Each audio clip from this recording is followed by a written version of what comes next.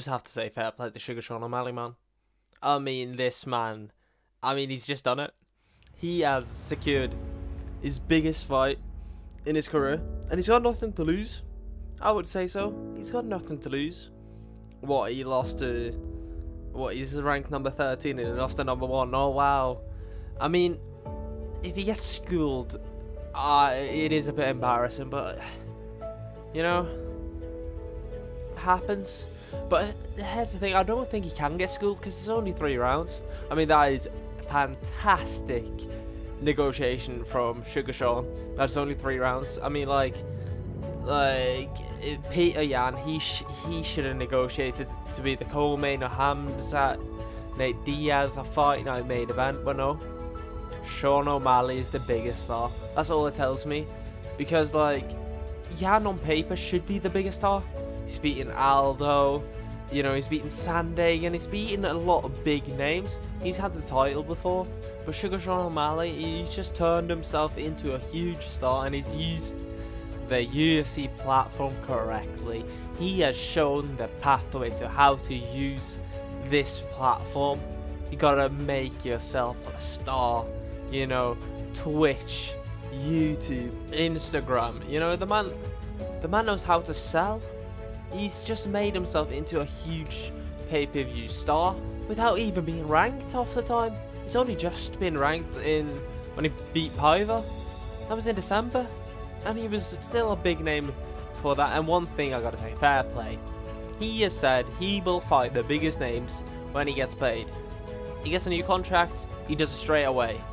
Many of the fighters now that get huge contracts, they just sit around. Because they only need to fight like once, twice a year. Not even that, like they need to fight like once every second year, things like that, you know. It would, I just hate it. This is why this sport has been doing not that good this half the year of 2020, because like the stars aren't fighting enough. Some of the pay-per-view cards have been awful. Like, what are they worth? 80 quid? No, they're just not. Like, the pay-per-view prices are going up and the fight quality is going down. And this does, like, ESPN might not even resign, because, like, why would they? The pay-per-view numbers are going down. You know, like, UFC 276 did 400k. Some stacked card of the year. And none of the, for example, like, UFC 272, Colby Covington versus Jorge Masvidal. And then Dos Anjos versus, I can't even remember who it was. It was just forgettable. It was awful. It was pathetic. It was nothing. I mean, like, what? Come on, like, Chandler, Poirier, McGregor, Tony... No, not Tony Ferguson. No, he's been fighting. No, I don't want him to take more damage. Please retire, Tony. Please retire. But, like, all these huge stars needs to fight. I mean, like, Jesus Christ. I mean, Hamzat Chimaev, fair play. He's fighting a lot. You know, Nate Diaz has not been fighting. You know, like, you just need to fight. We need our big stars to fight, so we can get these stacked pay-per-view and get these numbers in. But back to the fight, I mean, people saying that Petr Yan will school Suga Sean O'Malley. I mean, I would agree in a 5-round, but I just don't think he has the time, because, you know, he always takes 1 round off at least. And then he, like, switched up in gears in the 2nd round, and then he schools you the last 3.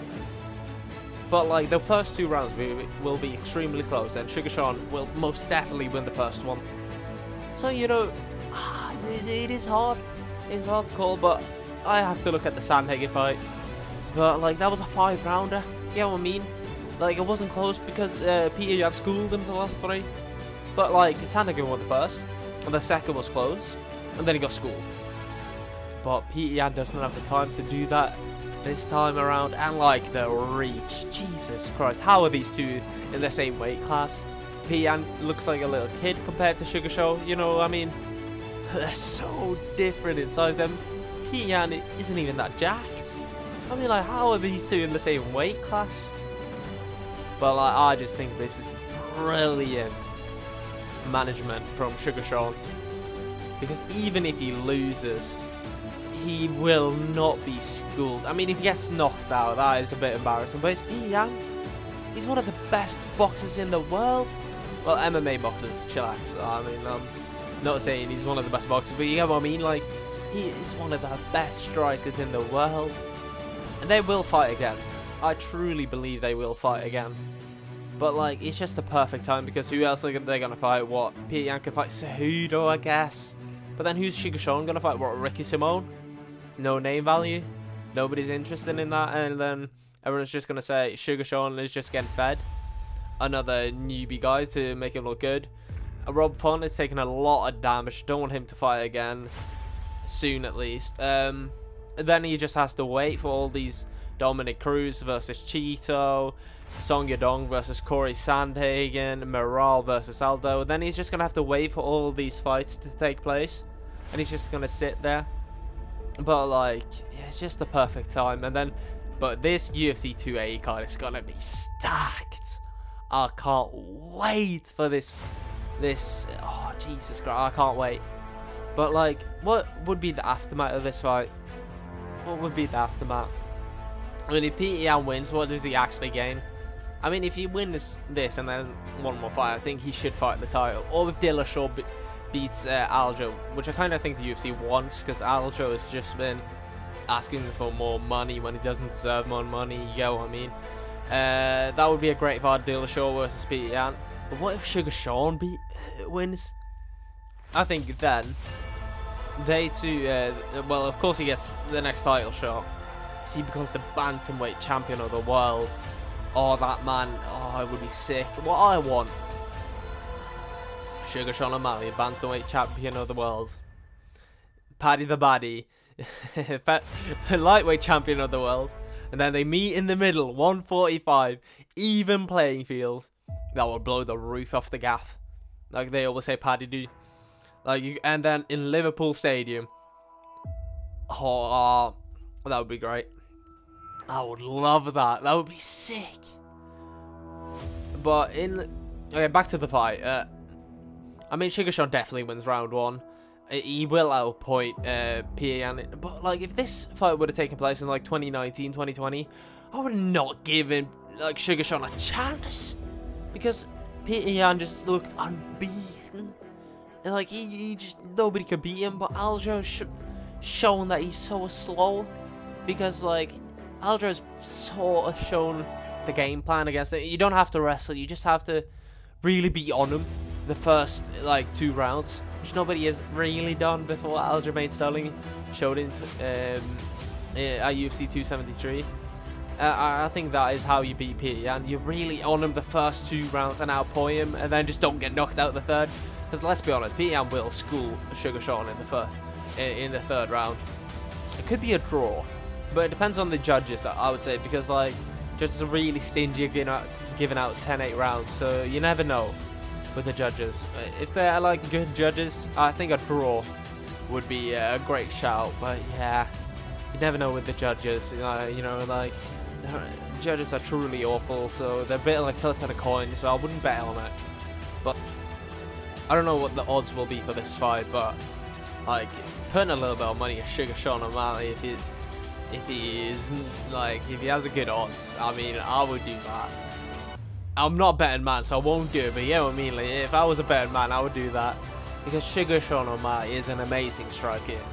You know, like, he can handle leg kicks, which he's shown in his last fight, and he's just an amazing striker. So yeah, that's what I think will happen in this fight.